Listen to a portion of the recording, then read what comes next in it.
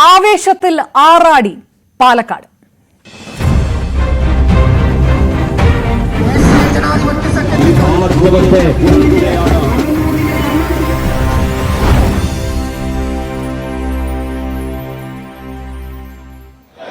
പാലക്കാട് ഉപതെരഞ്ഞെടുപ്പിന്റെ പരസ്യ പ്രചാരണം ആവേശം വാനോളം ഉയർത്തിയ കൊട്ടിക്കലാശത്തോടെ പൂർണ്ണമായിക്കൊണ്ടിരിക്കുകയാണ്. ഇന്ന് വൈകിട്ട് 4 മണിയോടെ BJPയുടെയും UDFന്റെയും LDFന്റെയും റോഡ് ഷോകൾ ആരംഭിച്ചു. 3 മുന്നണികളുടെയും പ്രവർത്തകരാൽ നിറഞ്ഞിരിക്കുന്നു പാലക്കാട്ടെ തെരുവുകളും വീഥികളും എല്ലാം. വലിയ ജനക്കൂട്ടത്തിന്റെ സാന്നിധ്യമുണ്ട് കൊട്ടിക്കലാശത്തിന്. ദൃശ്യങ്ങളിൽ നിന്ന് കാണാം. LDF സ്ഥാനാർത്ഥി P. സരിൻ, UDFന്റെ സ്ഥാനാർത്ഥി രാഹുൽ മാങ്കൂട്ടത്തിൽ, NDAയുടെ സ്ഥാനാർത്ഥി C. കൃഷ്ണകുമാർ തുടങ്ങിയവർ തമ്മിലുള്ള ത്രികോണ പോരിൽ ഈ 20-ന് ജനം വിധിയെഴുതാനിരിക്കുകയാണ്. അതുകൊണ്ട് തന്നെ പരസ്യ പ്രചാരണത്തിന്റെ സമാപനം ആവേശക്കടലാക്കി മാറ്റിയിരിക്കുന്നു പ്രവർത്തകർ.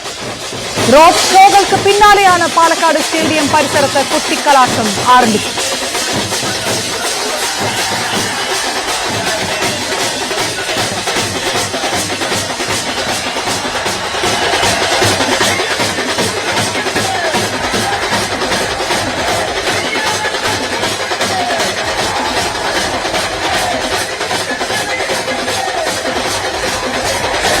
UDF സ്ഥാനാർത്ഥി രാഹുൽ മാങ്കൂട്ടത്തിലിന്റെ റോഡ് ഷോ ഒലവക്കോട് നിന്നാണ് ആരംഭിച്ചത്. നീല ട്രോളി ബാഗുമായിട്ടാണ് രാഹുൽ കലാശക്കൊട്ടിനെത്തിയത്. സന്ദീപ് വാര്യരും ഒപ്പം രമേശ് പിഷാരടിയും റോഡ് ഷോയിൽ രാഹുലിനൊപ്പം പങ്കെടുത്തു.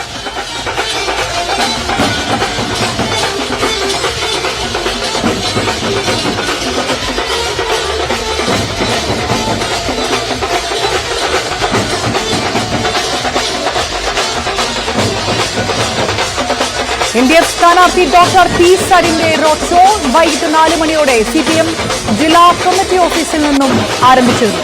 P. സരിനൊപ്പം MB രാജേഷും റോഡ് ഷോയിൽ ഭാഗമായി.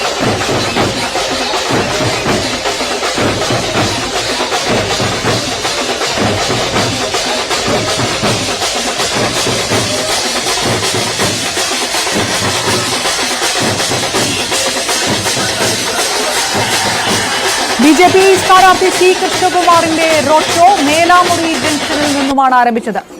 C. കൃഷ്ണകുമാറിനൊപ്പം ശോഭാ സുരേന്ദ്രനും തുഷാർ വെള്ളാപ്പള്ളിയും അടക്കമുള്ളവരും റോഡ് ഷോയുടെ ഭാഗമായി.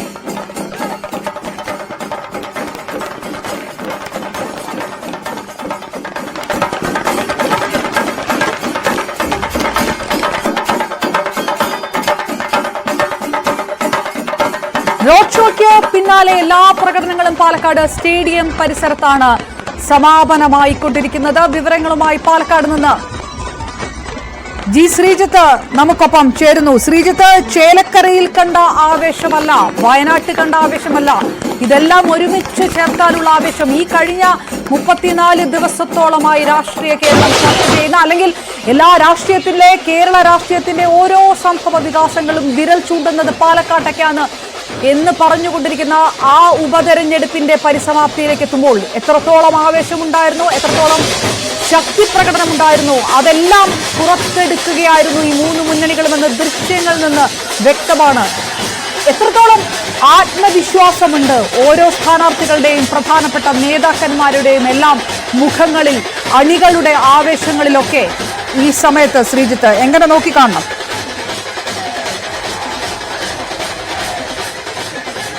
വലിയ ആത്മവിശ്വാസത്തിൽ തന്നെയാണ് അപർണ മുന്നണികൾ എന്ന കാര്യത്തിൽ യാതൊരു സംശയവുമില്ല. അത് തുടക്കം മുതൽ പാലക്കാട് കണ്ടതാണ്. അത്രത്തോളം ആവേശകരമായിരുന്നു പാലക്കാടിന്റെ ഒരു തെരഞ്ഞെടുപ്പ് രാഷ്ട്രീയം. ഇത്രയധികം വിവാദങ്ങളും സംവാദങ്ങളും വാശിയേറിയ പോരാട്ടവും ഒന്നും സമീപകാല തെരഞ്ഞെടുപ്പിൽ മറ്റൊരിടത്തും കണ്ടിട്ടില്ല എന്ന് നമുക്ക് നിസ്സംശയം പറയാൻ സാധിക്കും. അത് തന്നെ ഈ കൊട്ടിക്കലാശത്തിലും പാലക്കാട് കണ്ടു എന്നുള്ളതാണ് ഏറ്റവും ശ്രദ്ധേയമായിട്ടുള്ളത്. എന്തായാലും 3 മുന്നണികളും കൊട്ടിക്കലാശം അവസാനിപ്പിച്ചു കഴിഞ്ഞു. ഇനി അവർ നിശബ്ദ പ്രചരണത്തിലേക്ക് പോവുകയാണ്. തുടക്കം മുതൽ വളരെ ആവേശത്തോടു കൂടിയായിരുന്നു UDF ക്യാമ്പ് ഉണ്ടായിരുന്നത്. ഇതിനകം തന്നെ പല റോഡ് ഷോകൾ അവർ നടത്തി. അവർ തങ്ങൾ മുന്നിലാണ് എന്ന് ജനങ്ങൾക്ക് മുന്നിൽ അവതരിപ്പിക്കാൻ ശ്രമിച്ചു. പെട്ടെന്ന് കിട്ടിയൊരു സ്ഥാനാർത്ഥിയായ സരിൻ, ആ സരിനുമായി മികച്ച പോരാട്ടം നടത്താനുള്ള ശ്രമം ഇടതുമുന്നണി നടത്തുന്നു. വളരെ പതുക്കെ തുടങ്ങി ഒരു ഒടുവിൽ കൊട്ടിക്കലാശത്തിലേക്ക് എത്തുമ്പോൾ ഏറ്റവും വലിയ ആവേശത്തിലേക്ക് BJP എത്തുന്ന കാഴ്ചയാണ് കണ്ടത്. പാലക്കാടുകാരനായ സ്ഥാനാർത്ഥിയിലൂടെ ജയം നേടിയെടുക്കാമെന്ന് അവർ ഉറപ്പിച്ച് പ്രതീക്ഷിക്കുകയാണ്. എന്തായാലും ഒരു കാര്യം നമുക്ക് ഉറപ്പിച്ച് പറയാം, സമീപകാല തെരഞ്ഞെടുപ്പ് രാഷ്ട്രീയത്തിൽ അല്പം വ്യത്യസ്തമാണ്, സങ്കീർണമാണ് പാലക്കാടിന്റെ രാഷ്ട്രീയം എന്ന കാര്യത്തിൽ യാതൊരു സംശയവുമില്ല. ഒറ്റ നോട്ടത്തിൽ ആര് ജയിക്കുമെന്ന് വളരെ പെട്ടെന്ന് പ്രവചിക്കാനാകാത്ത പ്രവചനാതീതമായൊരു തെരഞ്ഞെടുപ്പ് പോരാട്ടം നടന്ന മണ്ണായി പാലക്കാട് മാറുന്നു. വീറും വാശിയും നിറഞ്ഞ പോരാട്ടം. മൂന്ന് മുന്നണികളും വലിയ ആത്മവിശ്വാസം പ്രകടിപ്പിക്കുന്നുണ്ട്, അതിൽ യാതൊരു സംശയവുമില്ല. എല്ലാവർക്കും അവരവരുടേതായ കണക്കുകൾ ഉണ്ട് താനും. പതിവ് കണക്കാണ്. അതായത് പിരായിരി അടക്കമുള്ള പഞ്ചായത്തുകൾ, മാത്തൂരും കണ്ണാടിയും ഒക്കെ മുന്നേറി നഗരസഭയിൽ BJP മുന്നിൽ പോയാൽ പോലും ജയിക്കാമെന്ന കണക്കാണ് UDFന് മുന്നിലുള്ളത്. അതേസമയം തന്നെ നഗരസഭയിലും മറ്റു പഞ്ചായത്തുകൾ, മറ്റ് 3 പഞ്ചായത്തുകൾ, പ്രത്യേകിച്ച് കണ്ണാടിയിലും മാത്തൂരും മുന്നിൽ പോകുമെന്ന്, ഒപ്പം തന്നെ ഇപ്പുറത്ത് ഒപ്പത്തിനൊപ്പം എത്തുമെന്നുള്ള പ്രതീക്ഷ BJP നേതാക്കൾ പങ്കുവയ്ക്കുന്നു.